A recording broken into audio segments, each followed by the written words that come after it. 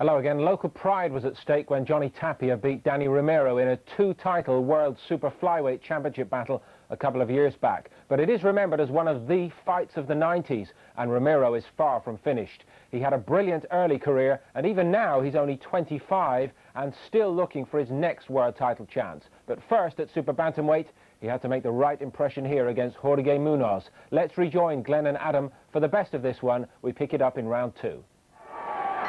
Let's go. Second round here in the Super Bantamweight division. Former two-weight world champion, drifting slightly into no man's land at the moment, one Daniel Gregorio Romero Jr. in the gold trunks. It wasn't an age ago that Kid Dynamite was called the star of tomorrow. Well, he's still young at 25, but a veteran of 42 bouts. The New Mexico man tackling Mexico's strong Jorge Munoz for a lesser American belt called the NABO.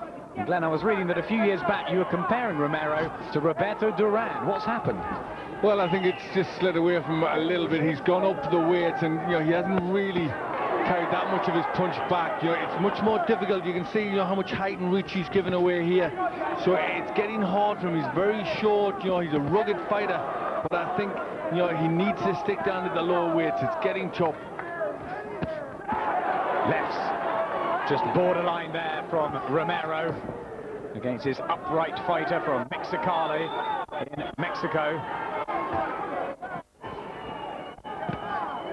Pretty decent journeyman type, Jorge Munoz, in the black and silver trunks. Romero, as Glenn said, the smaller man. He's gone up 2 weight divisions of late. He was forced to by doctors who said that his fat levels were so slight he couldn't make 8 stone 3 or 8 stone 6. Here he is at 8'10". He actually came in at 8'9½". Looking for a future in the Super Bantamweight class. His power, though, hasn't carried out. It hasn't really. I mean, he can still put the lesser opponents away, but the good ones he's struggled with somewhat. And I think it is, he's very small. He is a very good technician. You see the way he's well balanced, good high guard, decent lateral movement and head movement. He really is a good technician, but he depended on his firepower, and that just seems to be subsiding. Very exciting to watch also, Romero, when he's on fire. Nice little right overhand going in there. Throws a lot of punches. He's an aggressive type. But he can have off nights, like he did when I saw him against David Vasquez back a year ago, when he crawled home on points. A fight he was expected to win much easier than that. Bit of resistance from Munoz. Well, Munoz come back with a couple of decent shots himself, just taking a little of the sting out of Romero. Very experienced, this Mexican. Lost in a Mexican title fight to Nesta Garza, but it was close. Romero has him on the ropes now and starts to unload. Munoz, just for a second, looks a little troubled by that. And Romero is very happy with the end of the second there. Well, these are good punches. He's looking like he's got him in trouble here, looking for gaps in the defense, is starting to find them through the middle there, and he looked as if he was in a bit of trouble. Danny Romero waits patiently for a world title opportunity. He's been promised the WBA champ, Clarence Bone Adams, who beat Nesta Garza recently on points. And he's got to dispose of Jorge Munoz here. And hopefully inside the distance. He has been stopped 8 times, Munoz, the 25-year-old, who's had 34 fights. Good right hand there from Romero, really putting the pressure on there. That took everything out of Munoz. His legs wobbled, Munoz, and Romero whips in a little left hand. He's got speed even at this higher weight for him. And just breathing a little heavier, Munoz. So we saw flashes of his gum shield just loosening a little in his mouth. Well, he really did catch Munoz with a beautiful right hand there, and it looked as if he was going to go. Can he put the pressure on to force the stoppage? It looked like Munoz's head's cleared. Good combination work from Romero. Trying to set himself up behind his jab. 33 knockouts he's got in his 38 wins. A heavy, heavy-handed puncher. But can he make it count in the 8 stone 10 division?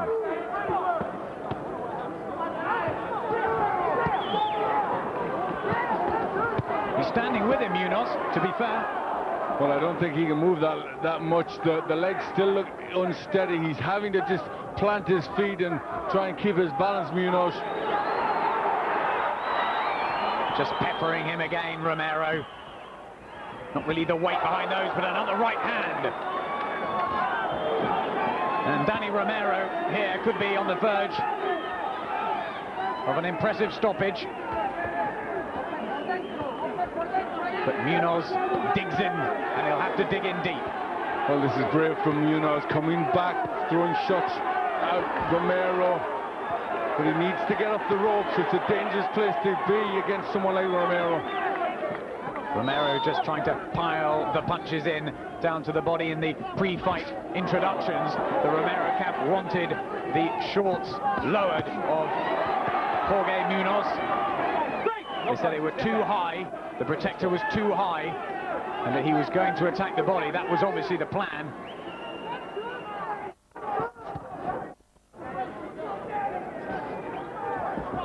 But Munoz has weathered the storm. Well, he's done very well to survive that round. It looked like Romero was going to get him as he puts another attack on Munoz.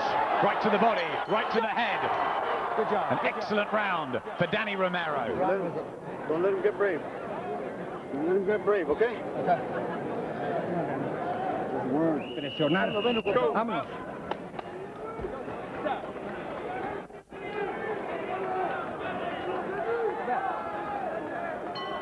Let's go.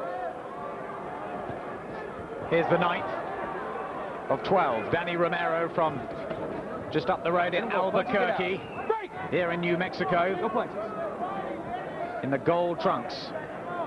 25-year-old up against another 25-year-old in Jorge Munoz from Mexicali.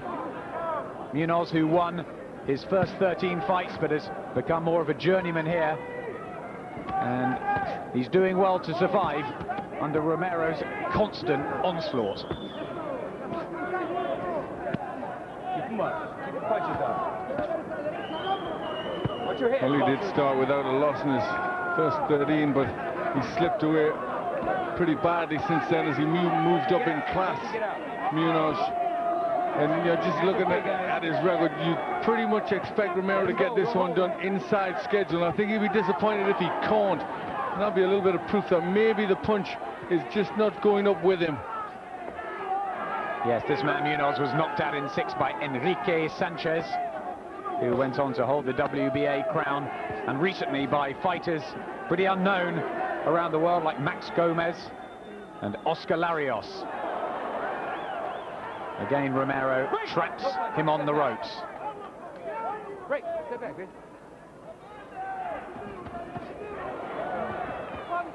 Well, it keeps landing that right hand, but it's not having the effect it did in his when he's in with the lighter weight opponents. Again on top of the head, Romero, as he switches.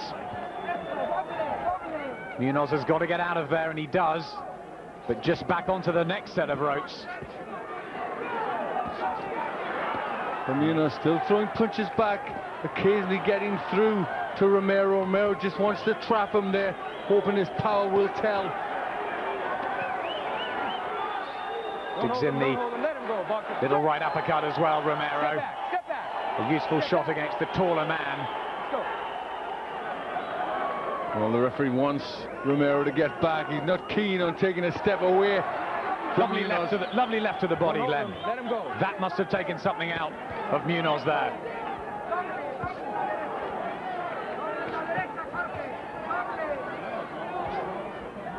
He's showing great resilience, this man from Mexico. But let's repeat, he's been stopped 8 times, and really should Danny Romero have done it by now.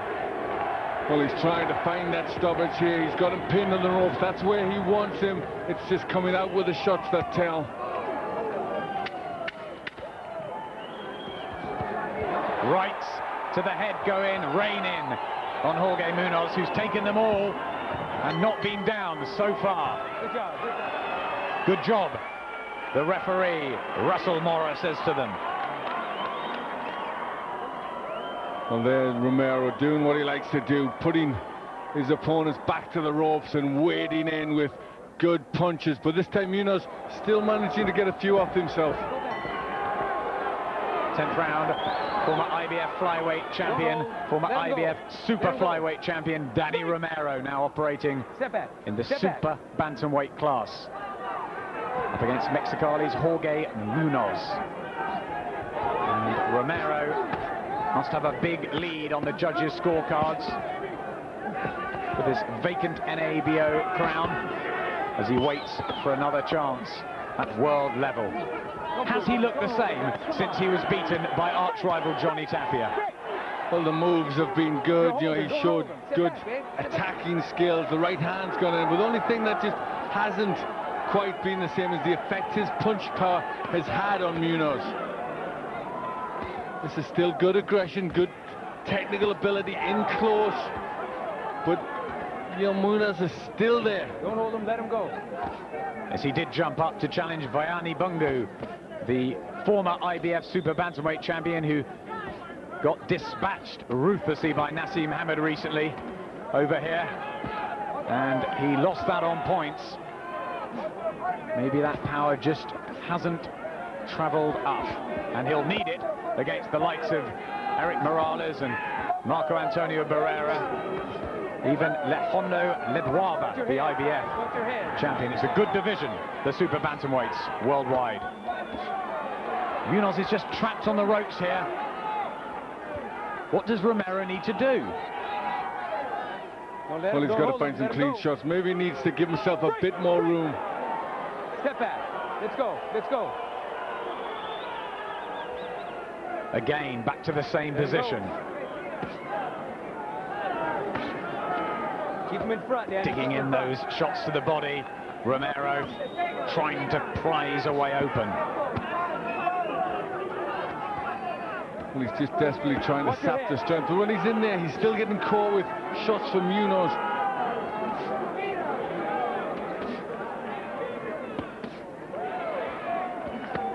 Munoz just doing enough to keep his gloves up.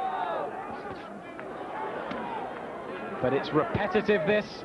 Finally, he gets away. But how long for?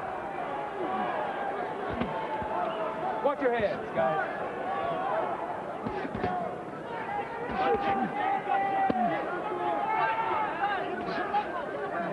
Frustration creeping in. I think there is. I think he's hitting Munoz with enough clean shots that I think he would expect to get the stoppage. He's not getting it. Munoz is hitting him back, and I think there's bound to be a bit of frustration there. Lovely right to the body from Romero. May well have floored most of the flyweights that he fought. Good job, but not this man, who's 8 stone 11 3/4.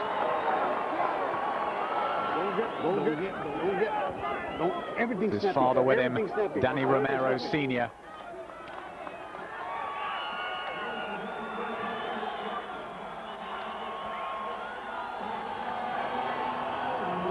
Guys, okay, let's go. Let's go. Final round here. And Danny Romero has failed to get rid of Jorge Munoz. But it's not from lack of trying. He's thrown everything at him. Munoz has stood firm. Let him go, let him go. Break! No although it's been extremely one-sided. Munoz unhappy there. Well, he's tried time and time again to get off those ropes, Munoz, and Romero just keeps trapping him there with his left hand, and he's a little unhappy at that. But there's plenty of fight left in Munoz in this, the last round. He's got the strength to push him back, hasn't he? But he hasn't got the power to finish him off. No, there's a few times he's landed really cleanly, Romero, but just hasn't got that, the power's not telling. Left hand from Romero, and rights to the head. The crowd get behind him. Here in New Mexico, tries the uppercut. Romero Let him go. Don't hold Not him. much coming back from Munoz. He's been tagged, I think, in there. He's been hurt with something. Romero just holds and waits for his chance. The same shot of Munoz against the ropes pretty much for the full 12 rounds here. Oh, little left was low, definitely, from Romero, and he follows up with a left hand. He puts his hands up, he thinks it's a knockdown, but to me, that was a low blow. Yes, that looked a low blow, and when he reacted, Munoz, Romero made him pay with a shot to the head. Danny, no punches, all right? Let's go. He warns Romero for the low punches. Let him go. Break. No punches. Let's go. Let's keep This is real frustration from Romero. He expects and he wants to have Munoz out of there, and Munoz is not going, and Romero is getting angry. Let him go. Break. No punches. As you said earlier, Glenn, Munoz has been stopped, and he's looked worse of late. Good fighters beat him, but very good fighters knock him out. Well, Romero is going to be really aware of that. You know, he'll have expected the stoppage. He wants the stoppage. He's not getting it, and he's getting frustrated. And how would Romero pitch in with the likes of the Barreras? For me, he needs to move back down a weight. I don't think he's big enough or punch hard enough to last in that class. I think he's out of his weight. And you can see he's a little bit fleshy around the middle. You know, he could get down a few pounds. Let's go. As he has problems before with his training. He's admitted to lack of motivation. But he's got all the skills and tools. And he's been in total control of this match. Throwing punches here as we go towards the final bell. Desperately wants the stoppage of Munoz. He doesn't get it. Good job. Good job. Good job, the referee says. And Danny Romero surely has won this on the cards. Well, this is the low blow. He just hits him there. It wasn't called for. And then, you know, even gets a free shot on him there, and that really was just out of order. He didn't need to do that. Good punches here, really putting the pressure on. He wants the stoppage right as they come to the final seconds. He's trying to get it. Well, let's see how the judges have got this one with Jimmy Lennon Jr. Ladies and gentlemen, after 12 rounds of boxing, we have a unanimous decision. Here are the score totals. Judge at ringside, Vicky Uhlenbrock scores about 119 to 110. William Gant and Levi Martinez both scores about 120 to 108. All three in favor of the winner of the NABO Junior Featherweight Championship, Danny Romero. The 39th win in 43 for Romero, and he'll be pressing on the door of world title opportunities. Yes, but the same question as with Tapia, Spencer. He should have put his man away, shouldn't he? I think so, yeah. Yeah, I think that Munoz, he really wasn't a world-class fighter. Here we see some good work early on from Romero. He's working well there, switching from head to body, but the punch is really not having such a great effect. You see a good shot, right hand over the top there. This is some of his better work. But I think that, you know, his better days were maybe at flyweight and super fly. He's struggling to make that weight now, and I don't think the punches are really having the same effect, like I said before, at Super Bantam, and I think he'll struggle on the world scene. I mean, we've got some good champions out there at the moment with Barrera. You've got the Barreras and the Morales, and I don't think that Danny Romero really will go with the likes of those people. He's a tough fight for any of them, though, isn't he? It's not an easy night. It's not an easy night, no, but what I don't like about Romero is, you know, he doesn't know how to box on the back foot, and like I said, the firepower, he's not knocking him over like he was at flyweight and super flyweight. At Super Bantam, he's just really not, his punches are not having the same effect. All right, thank you, but a win is a win for Romero. To close, we'll go back to the featherweight division, Mr. Ingles' division. News just in here. It looks very much as though it will be July the 15th for Lewis against Botha. Guess who is reported to be featuring as the chief supporting contest? Paul Ingle, what can you tell us? I don't know nothing really just yet. You're quicker than me. I'll have 2 weeks off and sit down with Frank and see what, you know, see what he's got in mind. Only thing I can do is listen, you know, to what people say and then give him an answer. Well, we hope it is yes, and we hope you continue to reign. excellent work in New York. Thanks very much for being with us, Paul, and also to Spencer, as always, thank you very much indeed. Hope you